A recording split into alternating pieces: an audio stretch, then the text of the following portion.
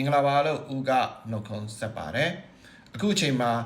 မြန်မာနိုင်ငံမှာတည်ထင်းနေထိုင်ကြတဲ့မြန်မာနိုင်ငံသားတွေအားလုံးတိုင်းသားလူမျိုးပေါင်းစုံအားလုံးပြင်းထန်တဲ့ငလျင်တံကိုခံစားရပြီးတော့ဒုက္ခဆင်းရဲရောက်နေကြပါတယ်ဒီအချိန်မှာတိုင်းတစ်ပါးကနိုင်ငံခြားအဖွဲ့အစည်းတွေကလည်းလူသားချင်းစာနာစွာနဲ့ကူညီထောက်ပံ့ပေးဖို့ကယ်ဆယ်ရေးလုပ်ငန်းတွေလုပ်ဖို့မြန်မာနိုင်ငံကိုအဖွဲ့လိုက်ရောက်ပြီးကူညီရေးလုပ်ငန်းတွေကယ်ဆယ်ရေးလုပ်ငန်းတွေလှုပ်ဆောင်နေပါတယ်ဒီအချိန်မှာ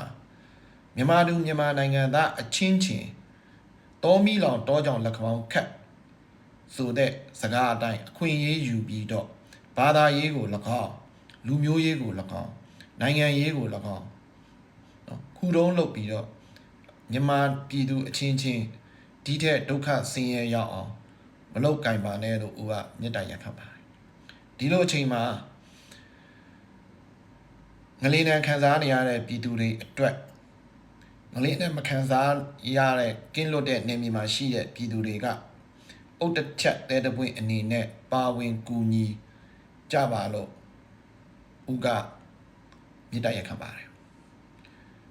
ငွေအားတော်၎င်းလှုပ်အားတော်၎င်းမီဒီယာအားတော်၎င်းမြန်မာပြည်သူအချင်းချင်းအကူအညီတွေပိုရအောင်စွမ်းဆောင်ပေးကြပါလို့ဦးကမေတ္တာရပ်ခံပါတယ်အဲ့တော့ဦးနဲ့တကွဦး TikTok မှာဦးရဲ့ follower တွေဦးရဲ့ TikTok ကိုကြည့်နေတဲ့ဦးရဲ့ TikTok က fan တွေအားလုံးလည်းနီးစပ်ရာလူမှုအဖွဲ့အစည်းတွေပရိုက်တာအဖွဲ့အစည်းတွေငလင်တန်းကိုကူညီပေးနေတဲ့ကယ်ဆယ်ရေးလုပ်ငန်းကိုကူညီပေးနေတဲ့အဖွဲ့အစည်းတွေကိုတတ်နိုင်သလား$50၎င်း$100၎င်း$900၎င်း$200၎င်းတတ်နိုင်သလားနော်တစ်ချက်တစ်ပြားစာအုတ်တစ်ချက်တဲတပွဲနဲ့အလူငွေထည့်ပြီးတော့ကူညီပေးပါလို့ဦးကမေတ္တာရပ်ခံပါတယ်ဦးနဲ့နီးစပ်ရာအဖွဲ့အစည်းတွေကိုဦးလဲငွေအားနဲ့နောက်အခုမီဒီယာအားနဲ့ဦးကအလူငွေကောက်ခံပေးပါတယ်ဦးကိုယ်တိုင်လည်းအလူငွေထည့်ပါတယ်ဒါပေမဲ့ဦးကတော့ဘသူမှငါဘလောက်ထည့်တယ်ငါဘယ်အဖွဲ့အစည်းကိုထည့်တယ်ဦးကမပြောပါဘူးမဖြစ်လို့လဲဆိုတော့လူသားချင်းစာနာထောက်ထားစွာနဲ့ကိုမြန်မာနိုင်ငံပြည်သူတွေဒုက္ခရောက်နေတဲ့အချိန်မှာကူညီတာဂုဏ်ယူစရာမဟုတ်တယ်လို့ကြွားစရာလည်းမဟုတ်ပါဘူးအဲ့လိုကူညီလို့လဲတာဓု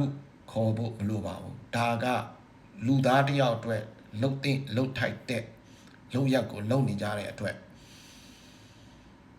တာဓုခေါ်ဖို့ချီးကျူးဖို့မလိုအပ်ပါဘူးအဲ့တော့ကိုလိပ်ပြတမ်းဖို့အရေးကြီးပါတယ်မြန်မာပြည်သူပြည်သားတွေဒုက္ခရောက်နေတဲ့အချိန်မှာ28ရက်မတ်လ28ရက်2005မှာမြန်မာပြည်သူပြည်သားတွေငလျင်တန်းကိုအကြီးအကျယ်ခံစားရပြီးအတိဒုက္ခရောက်နေတဲ့အချိန်မှာငါဘာတွေကူညီခဲ့လဲငါအုတ်တစ်ချက်တဲတဝင်းအနေနဲ့ကူညီခဲ့လားဆိုတဲ့ဥစ္စာကိုဘဝမှတ်တမ်းမှာသမိုင်းတင်သွားပါ